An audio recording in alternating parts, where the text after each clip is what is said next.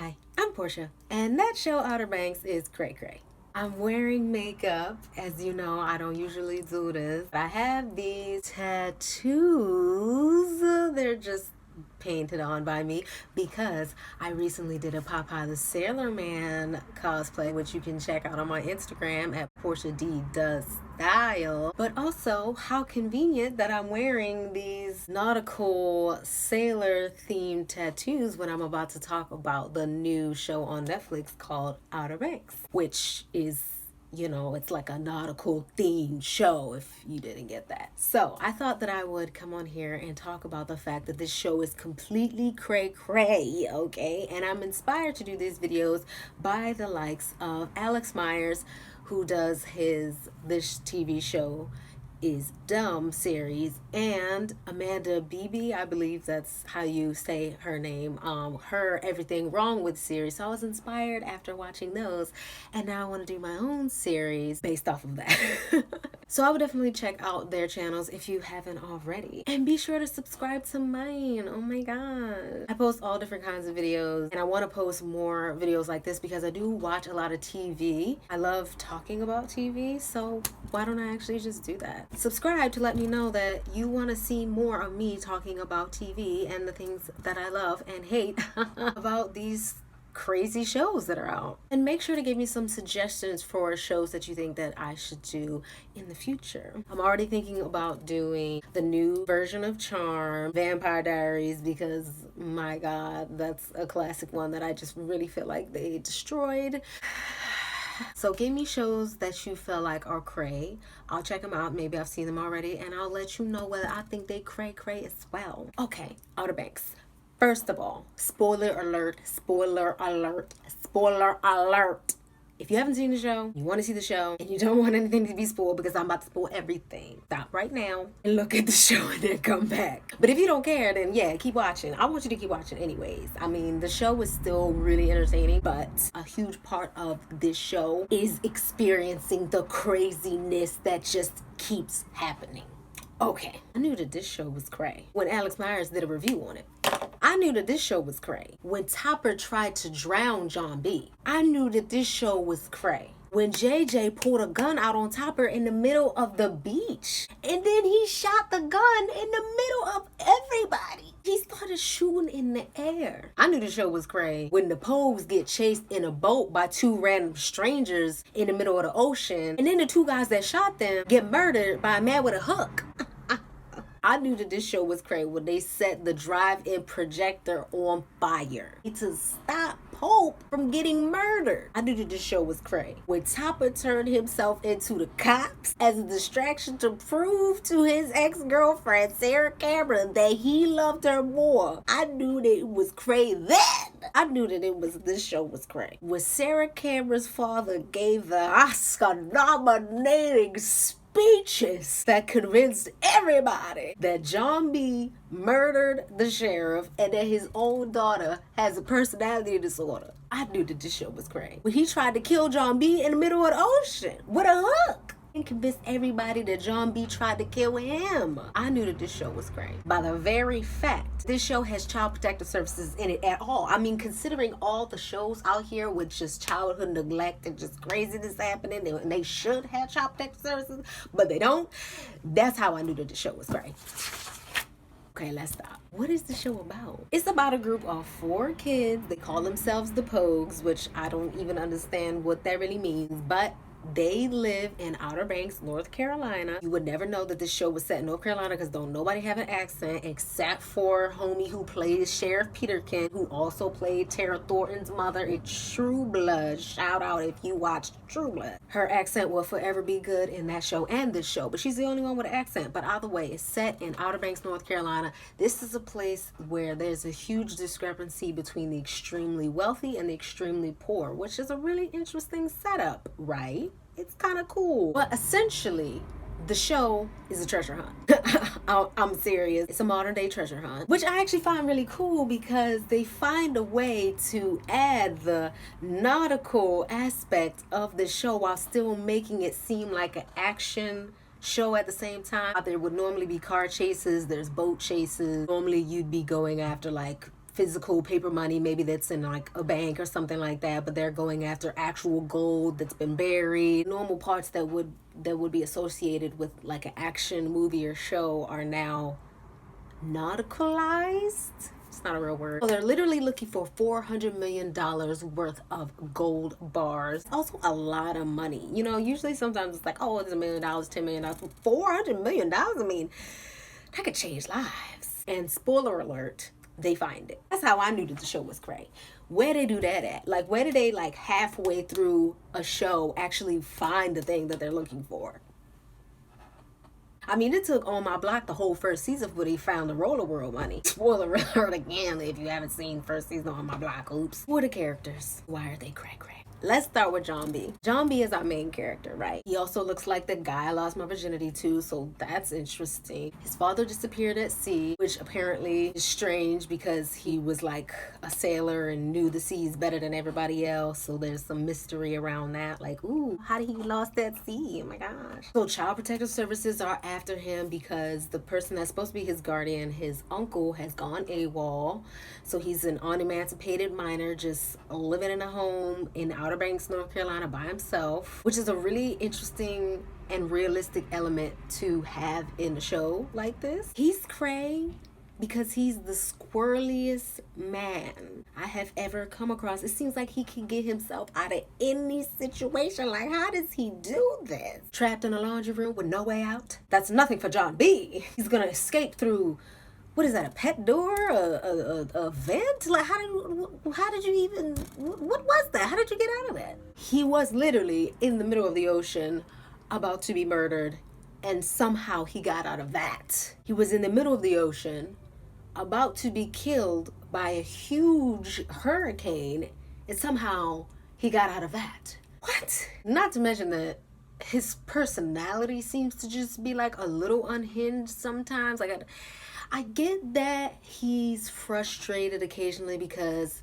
people don't always believe him about the gold and about what happened with his father. Like, I get that, but it just, there's some parts in the episodes where he just seems unstable. Baby, unstable. What's going on? You're threatening your friends and you're pushing them all over the place and they just want to know what's going on with you.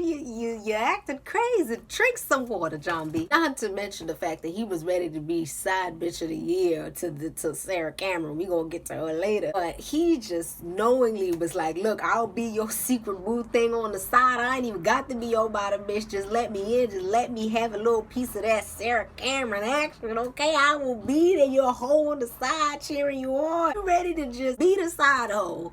Okay, let your freak flag fly. But I expected better from you, John B. I did. The next one is JJ. He's one of the craziest dudes on here, okay? He is the one that pulled the gun out in the middle of the party. Why do you have a gun? Why did you think that it was okay? I get that your friend was being drowned. I understand that. But do you really think that it was okay to pull the gun on this man in front of everybody and then shoot the gun in the air? What was that for? How did he not get arrested right then? And he just continues to be a loose cannon. His personality is even more unstable than John B. I mean, this man is literally all over the place. He just be pulling guns out everywhere and always bringing the gun everywhere, but then is never with the gun when they need the gun. He's stealing money from crime scenes, from whoever knows where. Look, I'm not taking nobody's money. I'm not sure that this money is marked or what. You gonna come after me and my family? I'm not taking nobody's money. No, I'm not. But this crazy motherfucker's taking people's money. Stealing money from drug dealers. He stole $10,000 from a drug dealer, okay? First of all, cray. You out your mind. I'm not messing with nobody's drug dealer. I don't know how they do it in North Carolina, but over here and over in Baltimore where I'm from, we not messing with no drug dealers. What? And then he blows the $10,000 on a hot tub when he should have been using that money for his restitution because homie got arrested because this is the only admirable thing that he did this whole time. He took the fall for his homie Pope. That's the only good thing that he did. But instead of using the money that you stole to pay off the damages that you made, You buy a fucking hot tub. Like I said, constantly emotionally unstable. And maybe it has something to do with the fact that he gets his ass taxed by his father every day. And when I say taxed, I mean this man open fists whoop that ass.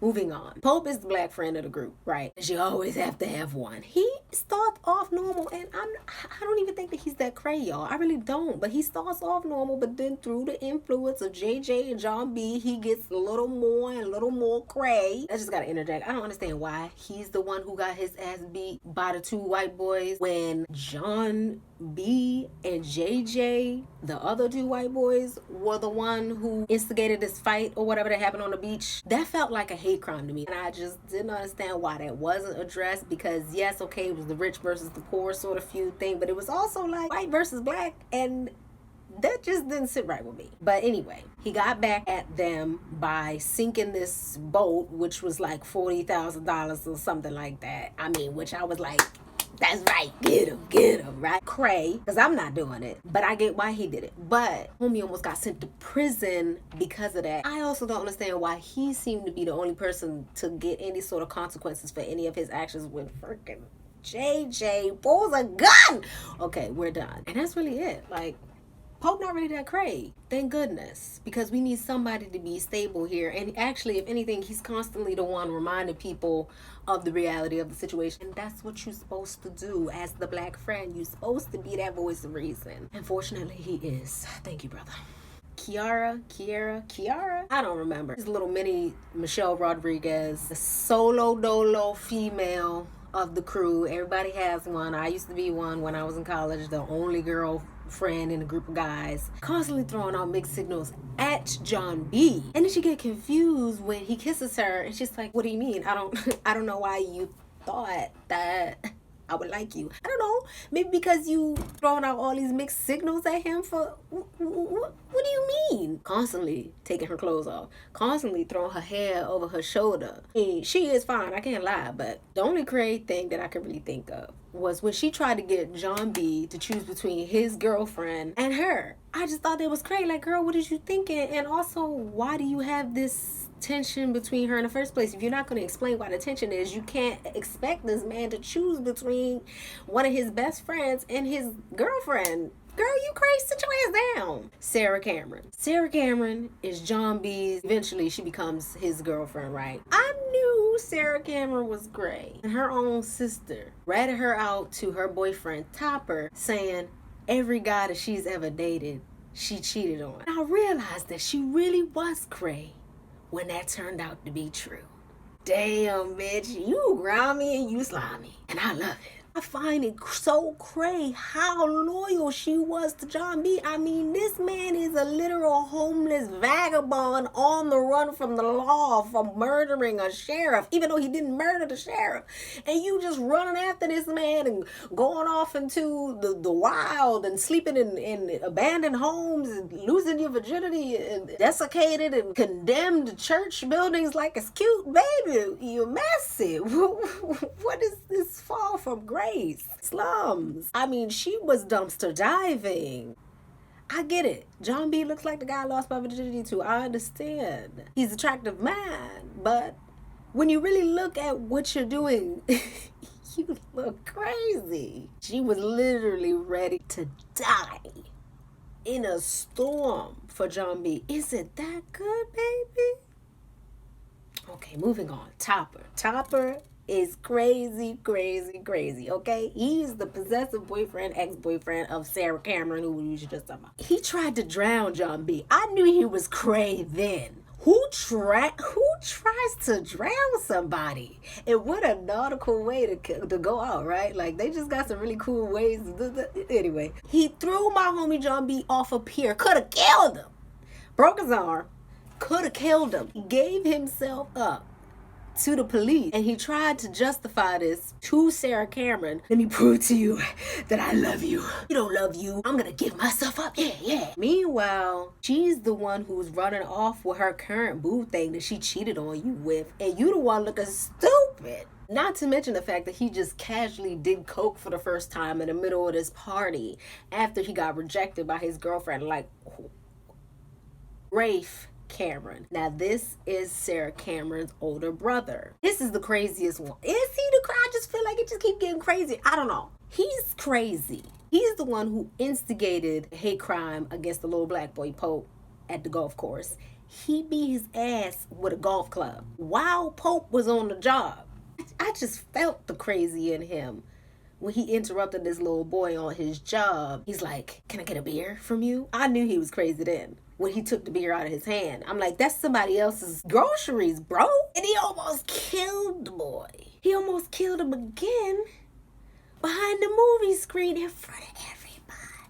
This man is mentally unstable. Not to mention just the casual drug abuse and the fact that he keeps playing with this drug dealer and taking money from him and saying he gonna pay it back and not paying it back. Like, first of all, like, the privilege on this man just lets me know that he's crazy. But he murdered Sheriff Peter. He shot this woman in the middle of the day.